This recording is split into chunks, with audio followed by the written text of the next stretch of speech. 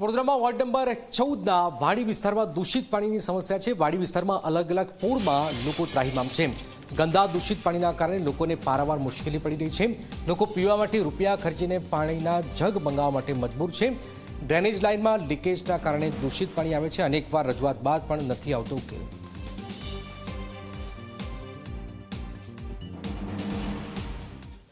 આ બધા ખાડા ખોજ્યા તરનું જવું હેરાન છે। મેં 2 મહિના જેવું થયું। ઓકે, તો રજૂઆત કરી તમે? ના ભાઈ, આજે સવારે આવ્યા, આજે તો બહુ જ ખરાબ પાણી આવ્યું છે। તો એવું નહીં, રજૂઆત કરી તો કોઈ સાંભળતું નથી? કોઈ નહીં સાંભળતું, કોઈ અધિકારી આવતા નહીં જોવા માટે? કોઈ આવતું નહીં। આ તીર્થભાઈ આવ્યા તો આયા વળી આ વખત।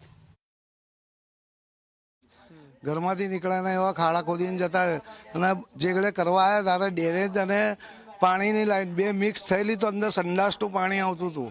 તે કરીને ગયા તો છતાં એવું ને એવું છે હજી સુધી। તો શું કહેશો, પાણીનું શું કરો તમે? અમારે આ લાઈનો બદલાવી પડે, બીજું કંઈ નહીં। અને રોડ ને બધું કરાવવું જ પડે। પાણી ક્યાંથી લાવો છો? અત્યારે પાણી હવે જેવું આવે છે એ રીતના પીએ, નકર ડંકીનું લઈને પીએ, નકર બહારથી મંગાવીને પીએ સાહેબ। તો અધિકારી આવે જોવા કે નથી? કોઈ જોવા નથી આવતું। આવે છે તો જોઈને બધા જતા રહે છે, પછી કોઈ કરતું કોઈ નહીં। આ તીર્થભાઈ આજે ફર્સ્ટ ટાઈમ આવ્યા।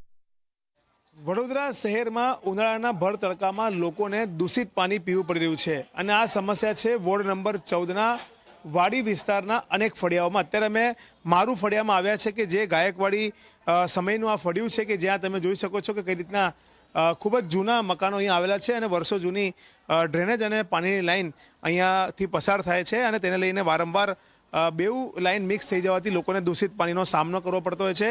છેલ્લા ઘણા મહિનાઓથી અહીંયાના જે સ્થાનિક રહીશો છે તે દૂષિત પાણીનો સામનો કરી રહ્યા છે અને હવે જ્યારે વોર્ડ નંબર 14માં 2 કોંગ્રેસના કોર્પોરેટરો આવ્યા છે ત્યારે તેમને પોતાની જે આ સમસ્યા છે તેમના સામે વ્યક્ત કરી છે અને આખો આ મામલો સામે આવ્યો છે। જોઈ શકો છો કઈ રીતના એક દૂષિત પાણીની જે બોટલ છે તે કોર્પોરેટરના હાથમાં છે।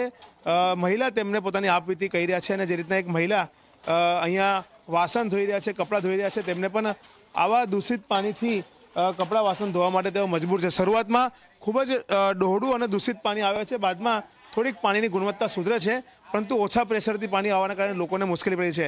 આ એક પાણીની બોટલ હું તમને બતાવીશ કે તમને જોવામાં ચોખ્ખું પાણી લાગશે, પરંતુ આની અંદર જીવડાઓ છે, નાના નાના બેક્ટેરિયા છે કે જે લોકોને કહી શકાય કે બીમાર પાડી શકે તે પ્રકારનું પાણી લોકોના નળમાં આવી રહ્યું છે, જેના કારણે લોકો કહી રહ્યા છે કે અમને ચોખ્ખું પાણી આપો, અમે વેરો ભરીએ છીએ તો અમને તે વેરાનું વળતર મળવું જોઈએ।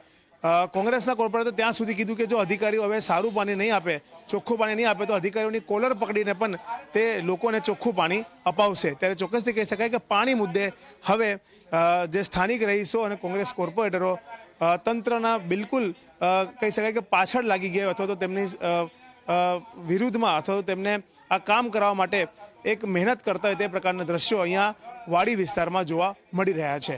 કેમેરામેન મુકુંદ દવે સાથે રવિ અગ્રવાલ, G24 કલાક, વડોદરા।